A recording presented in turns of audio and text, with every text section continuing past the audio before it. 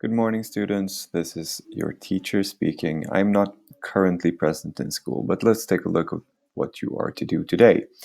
So we're going to start the last piece or assignment of the US politics and election project that we've been working on.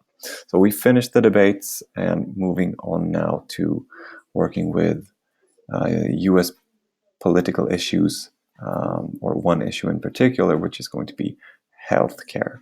And to get us started now, in my absence, you will start the reading process without me. As you can see, I'm right now logged in as Glenn. Thank you, Glenn. And this is the start page of Schoolsoft.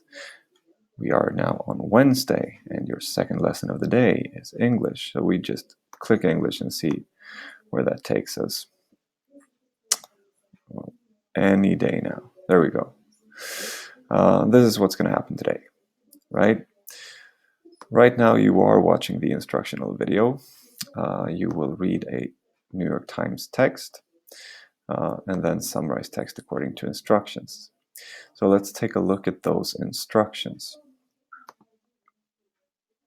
Clickety click. Well, it takes you here. Full screen, really? Is that necessary? Anyway, so as the title says, we are aiming to write a comparative and argumentative text. We'll take a look at the instructions for the assignment in more detail in a minute, but firstly, actually, let's do that immediately. So we get an overview of what this assignment is meant to do.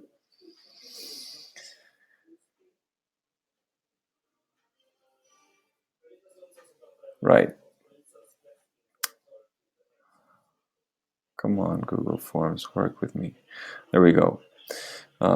So in very brief terms, you should present the issue of healthcare systems, but you do it through the lens of two articles written by two different authors in two different publications. One is an opinion piece written in the New York Times, and one is an answer to that opinion piece published in the National Review. You will use the information from these two articles when you write the end product, which is going to be a text. The text will be built with a simple funnel introduction, a brief summary of the benefits and drawbacks of the US and Swedish systems of healthcare as reported in these two articles. And then there will be a section where you present your own interpretation and opinion based on the messages you found in the previous two articles.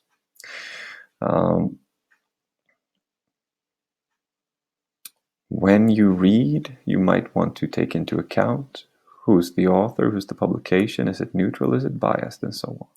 You may want to note down keywords, focusing on subject-specific vocabulary, and looking up any and all advanced/difficult words that you are unfamiliar with.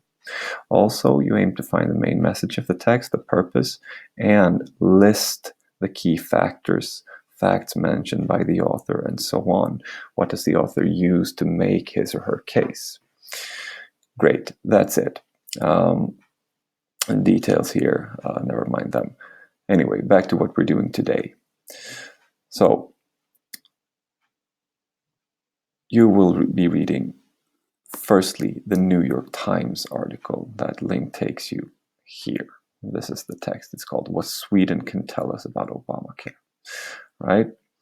And while you read,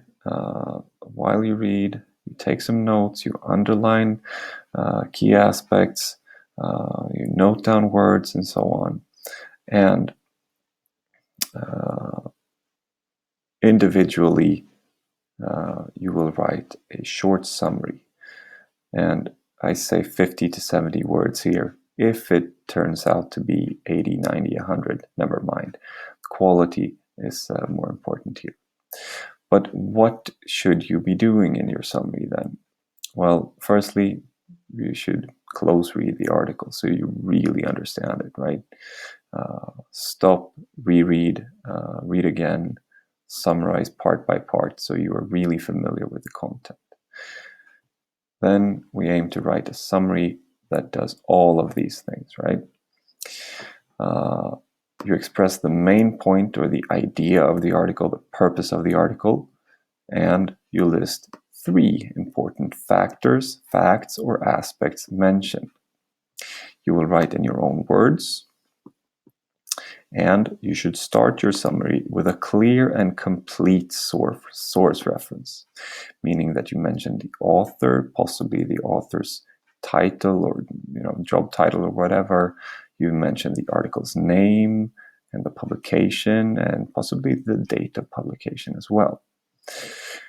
You go on by using a neutral and formal language, and we have spoken about this before. For instance, you avoid an author's voice. Do this by not using any first-person pronouns. You exclude any value words, and by that I mean emotive words, adjectives of emotional connotation, that sort of thing. You also avoid slang. You aim to include some subject-specific language. My tip is that you take the same subject-specific language that you actually find when reading the article. You use attributive tags, and you remember attributive tags, obviously, according to, the author argues that, the author explains, Professor Franks also notes that, and so on. And you use linking words. Furthermore, additionally, moreover, on the other hand, also, and so on. All of these things should be present in your short summary, and you will post this summary to your portfolio. If you should happen to finish before the lesson is over, that is a very good head start for you to start working with the next article, the National Review article, so you can get a head start on the reading there. That's going to be it. Good luck. See you, well, I guess not until Tuesday then.